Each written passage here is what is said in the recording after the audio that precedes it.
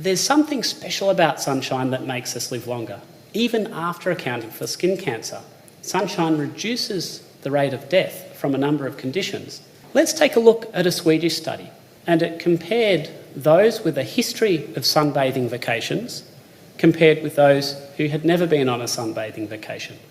And what they found was that there was a statistically significant trend for lower mortality in those who had been on sunbathing vacations.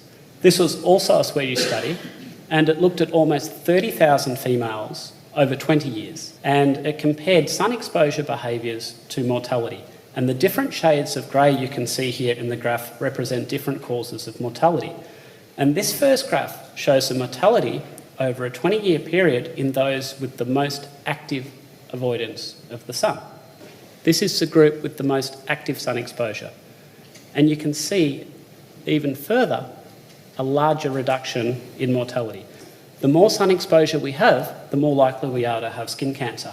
But on the other side of the coin, UV radiation is associated with a reduced risk of about 14 other different types of cancers, as well as reducing the risk of heart disease and diabetes. Let's have a look at a study that looked in particular at skin cancer and mortality. So this graph here compares the mortality rate in those with a diagnosis of melanoma skin cancer compared to those without a history of any skin cancer. So the light grey line here shows those with melanomas, and the darker line here shows people without any skin cancer. And you'll notice that there's very little variation between the two groups. What about non-melanoma skin cancer? You can see here in the light grey line that those with non-melanoma skin cancers, on average, lived longer than those without any skin cancer. You can see there's almost 10 years difference between the two groups. Even in the presence of skin cancer, sun exposure might be beneficial. Ultraviolet radiation has a smaller wavelength than visible light, and we divide it into three categories: UVA, UVB, and UVC. UVA, which you can see in yellow, easily penetrates the atmosphere, and most of it reaches the ground.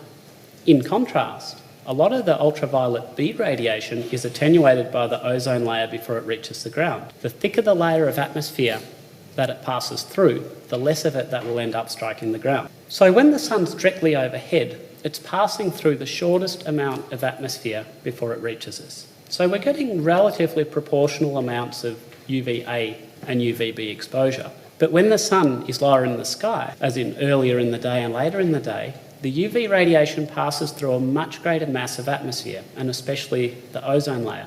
And this mostly affects UVB levels.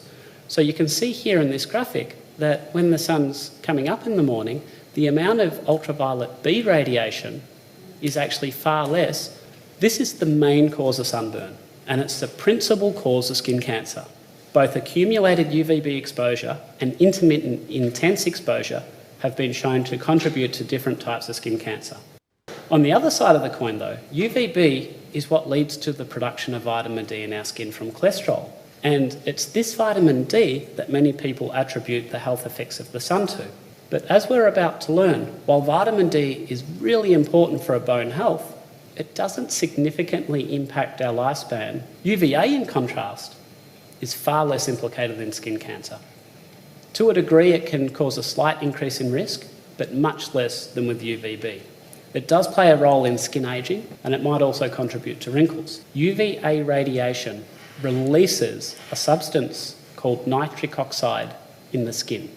And this is a substance which actually helps you live longer. I'll repeat. UVA radiation releases a substance called nitric oxide into the skin.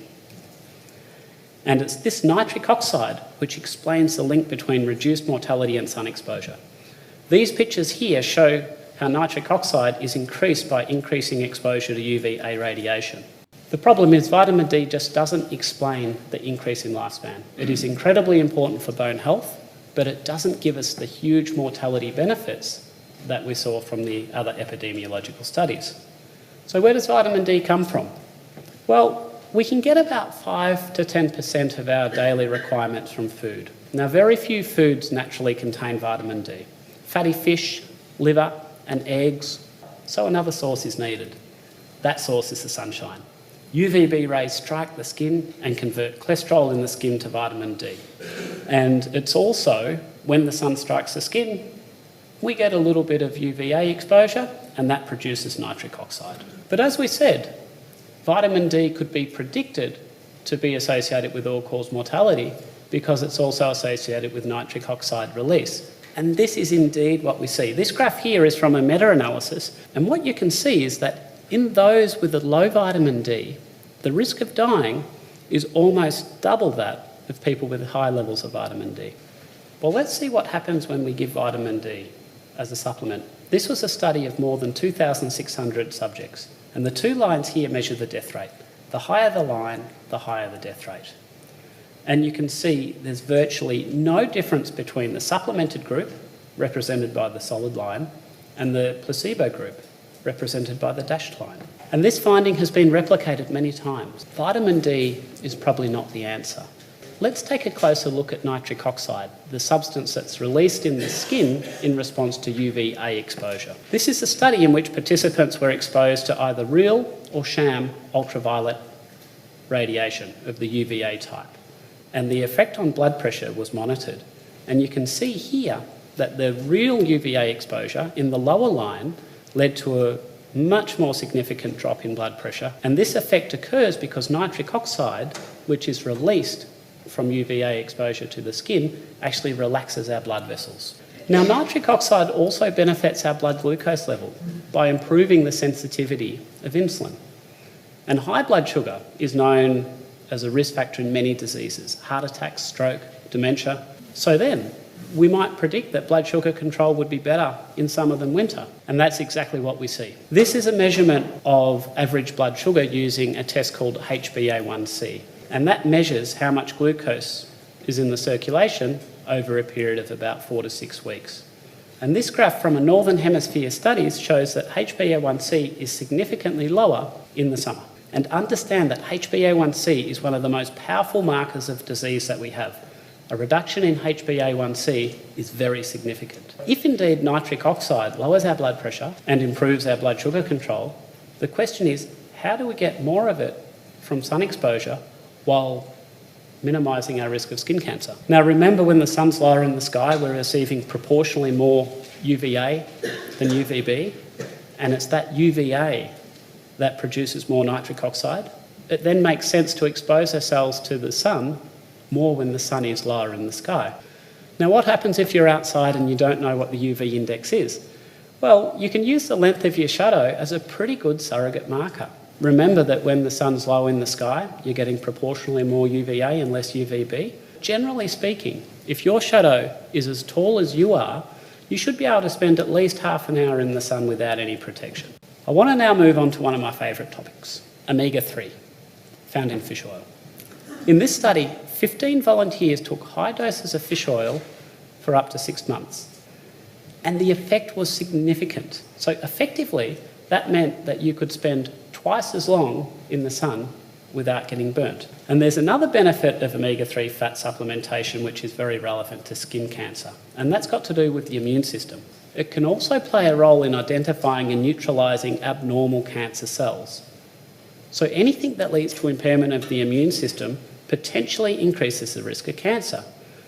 So the immune suppressant effect of UV on the skin is really significant when it comes to skin cancer. And in this study, they explored the immune suppressing effect in people taking fish oil and those without. It was a study of 79 females. And what they found was a significant reduction in the immune suppressing effect in those who took fish oil for 3 months. And this is a combined meta-analysis and systematic review on the risk of skin cancer and omega-3 supplementation. And it found that the consumption of high levels of omega-3 fats was associated with a 48% risk reduction in melanoma. And it's at this point of the story I'd like to introduce a villain. This is vegetable oil, except it doesn't come from vegetables. It comes from seeds. The problem is vegetable oils are very rich in omega-6 oils. Omega-6 oils are shown here in yellow, and you can see that vegetable oils, by and large, have very large quantities of them, and correspondingly, very small volumes of omega-3s, shown in orange. And the problem is that omega-6 fats are quite harmful in skin cancer. They increase the production of, among other things, something called the series 2 prostaglandins. And these increase the inflammation and carcinogenic expression within the skin in response to ultraviolet exposure. Omega-3 fats, on the other hand, they lead to the production of series 3 prostaglandins, which inhibit these processes. And if we increase our omega-6 level, well, this leads to a reduction in our omega-3 level. Let's take a look now at how we can use the relationship between omega-3 and omega-6 to our advantage. This was from a dietary intervention study. No supplements were used, just changes in diet.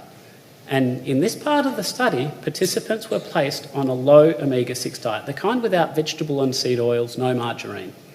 Let's first of all look at the omega-3 index shown here in white. And what we can see is that over 12 weeks, the omega-3 fat EPA in our red blood cells increased by 21%. And if we have a look at the omega-6 levels in red, we can see there's a corresponding reduction of 26%. All in all, that's not too bad, but it's not amazing either. Let's see what happened when we increased the omega-3 intake. Now we see a massive increase of omega-3 of 271%, and nearly double the reduction in omega-6 of 50%. And remember, these changes occurred with diet alone. No supplements were used. So the combination of both reducing omega-6 and increasing omega-3 is very effective, and almost certainly will help to protect from some of the damage caused by ultraviolet B radiation. So let's recap what we've covered today. The UVA radiation from sunshine releases nitric oxide, which seems to be associated with a mortality benefit. It's mainly ultraviolet B radiation that causes sunburn and most of the skin cancer risk. And we can reduce our exposure to UVB while still getting enough UVA by exposing ourselves to the sun when it's lower in the sky. And getting the right balance between omega-6 fats and omega-3 fats seems to be incredibly beneficial, reducing our risk of melanoma and also increasing our resistance to sunburn. So in closing, appropriate sunshine exposure is actually good for our health, and militantly avoiding it probably causes more harm than good. Broadly speaking, we can put fats into one of two categories, what we call the saturated fats and the unsaturated fats. So when we're talking about the saturated fats, they're the kind of fats which are found in animal foods. So if your dairy and your meat and your eggs. The balance of research, including multiple high-level meta-analyses, which is a distillation of all the evidence together, would seem to indicate that saturated fats have no deleterious effects on your health at all. And in actual fact, there was a very large study of over 100,000 people on 5 different continents looking at saturated fat intake and people's chance of dying, what we call the all-cause mortality. And what it seemed to indicate was that as your saturated fat intake went up, your lifespan increased. And there was no threshold beyond which saturated fat intake was shown to be harmful in any way, which then brings us on to the other classes of fats, which are called the unsaturated fats. We can put these unsaturated fats into one of two classes again, and that's the monounsaturated fats, which simply means there's just one spare bond, or the polyunsaturated fats, which means there's more than one spare bond. Now, monounsaturated fat, the fancy name for it is called oleic acid or an omega-9, but it's more commonly known as olive oil. So olive oil is very rich in monounsaturated fat. Balance of research would suggest that olive oil doesn't have any adverse impacts on the health at all, and I think most doctors would agree that consumption of olive oil is absolutely fine. We've got two main classes of polyunsaturated fats, what we call the omega-6 fats and the omega-3s. Now, the omega-6 fats are found in vegetable and seed oils, and they actually have been shown to be pro-inflammatory. High intake of these omega-6 fats actually has been shown to be deleterious to the health, and there's a lot of research that will point to this. Now, the omega-3 fats, on the other hand, come from fish oil, and they get metabolized very similarly to the omega-6 fats, but they're nowhere near as inflammatory. In actual fact, we could probably argue that they're anti-inflammatory. And the problem is that in the modern diet we have an imbalance between these omega-6s, which are pro-inflammatory, and the omega-3s, which are anti-inflammatory. So what actually happens, our body produces these chemicals, they're called eicosanoids, and they communicate around our body to, stimulate inflammation or stimulate the immune system or stimulate a fever or various different things like that. When we make these chemicals, these eicosanoids, we'll randomly use an omega-6 or an omega-3, and these fats are in every cell membrane. And if we have a lot more omega-6s in our cell membranes than our omega-3s, then we're going to be in an inflammatory state. So it's not enough to simply increase the amount of omega-3s in our diets by supplementing with fish oil. We also have to have a concurrent reduction in the amount of omega-6s. We have to reduce the vegetable and seed oils in our diet. And one of the big problems when we actually have a look at the research on, we argue, is fish oil beneficial to our health or not? A lot of the studies will give people omega-3 fish oil, but at the same time, they'll increase the omega-6 in the diets. They'll say, well, you need to cut out the saturated fats, which we know are not harmful, and increase your vegetable oils. So what we're doing is we're not changing the ratio at all. And it's this ratio that we need to change to improve. And that's why a lot of your viewers are probably going to be a bit confused, because they see all these studies saying, oh, fish oil didn't seem to work. But it's what else is going on at the same time in those studies. It's one thing to increase the omega-3, the anti-inflammatory fat, but if you increase the inflammatory fat at the same time, well, you negate that effect. But in my patients, what we do a blood test where we measure the percentage of the cell membrane that is actually the omega-3 fat. And what we find, we can usually get more than a doubling of that percentage by reducing the inflammatory vegetable oils and supplementing with a reasonable dose of fish oil. For a long time, I used to believe that omega-6 fats were inherently inflammatory. And now I don't. Because if we actually look, there's studies of supplementing with arachidonic acid and this kind of thing that actually shows that it actually enhances muscle bulk and muscle strength, and they don't appear to be negative in the right situation. And the right situation is a low inflammatory environment. So the problem with omega-6s, or the problem with our old thinking, was that we thought you ingest this omega-6 fat, and then it gets turned into arachidonic acid, and then that arachidonic acid can be turned into these inflammatory products downstream. Arachidonic acid is not converted into these inflammatory products in the absence of an inflammatory stimulus. So if you're in a low inflammatory state, your arachidonic acid is just sitting there, and it can produce good things, but it won't produce these bad things. And in actual fact, when we put people, there's one study I know of that actually looked at arachidonic acid levels on a low-carb diet, which we know is a low-inflammation diet, and they actually found that arachidonic acid levels increased. And that fully supports this view that there's less conversion of arachidonic acid into these negative products. And the reason that all these vegetable and seed oils are associated with bad health is not, in essence, because they're high in omega-6, it's because they're high in oxidized products. So when you have any fat, for it to be liquid, it has to have double bonds between carbons. The more double bonds, the more liquid it is. So basically, the liquidity or solidity of a fat is proportional and a good surrogate marker for how saturated or unsaturated it is. And any fat that has these double bonds between carbons is prone to oxidation. And that can be omega-3 fats just as much as omega-6 fats. And this is critical to understand, because people supplementing with fish oil, they're not necessarily doing themselves a service.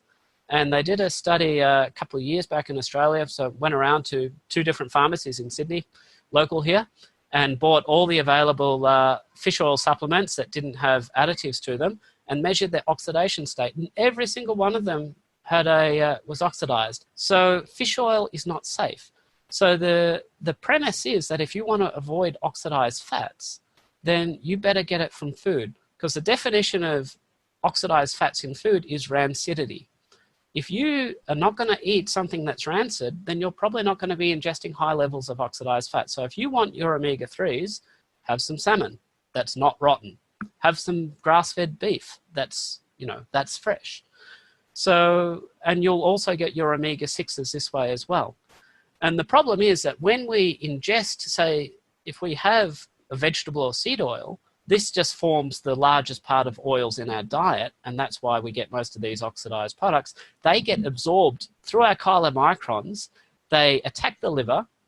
We also know that these oils are oxidized incredibly quickly. So even within a matter of hours, there was one paper I read on walnut oil, and I think it was tested 6 hours after harvest. It already had significant amounts of oxidation. So even if you're buying, you know, single press extra virgin olive oil that's kept in a cool cupboard that's in a brown jar, it's not going to be enough. It's still going to be oxidized. And olive oil is something that surprises a lot of people. Remember, we said it's oil is liquid because it's got a double bond. Well, 70% of olive oil is oleic acid or omega-9, which has a single double bond, and that double bond is still prone to oxidation. So even olive oil doesn't get a pass. So if you want to work out what the safest oil is to have, or safest fat, well, the basic thing is it should be solid at room temperature. The more solid it is, that's a really good surrogate marker for the less double bonds, less prone to oxidation. And one more key point here is you have to strictly control your blood sugar levels. I did a study looking at oxidized oil intake and how much was actually taken up into the body in a group of well-controlled diabetics and poorly controlled diabetics and healthy people. And what they actually found is that the level of oxidized products that ended up in your system in the poorly controlled diabetics was significantly greater, order of magnitude greater than in people who were either well-controlled or didn't have diabetes in the first place. And we know this makes sense because fluctuations in your blood sugar levels actually does generate oxidative stress within the mitochondria. So we've got evidence of this as well. So what I'm now recommending for my patients is that they avoid any liquid fat, including fish oil. And if they want to make sure they get their fish oil, it's got to be from fresh food. And that includes not having olive oil. And if they still are having any oils at all, it's absolutely essential that they have strict blood sugar control.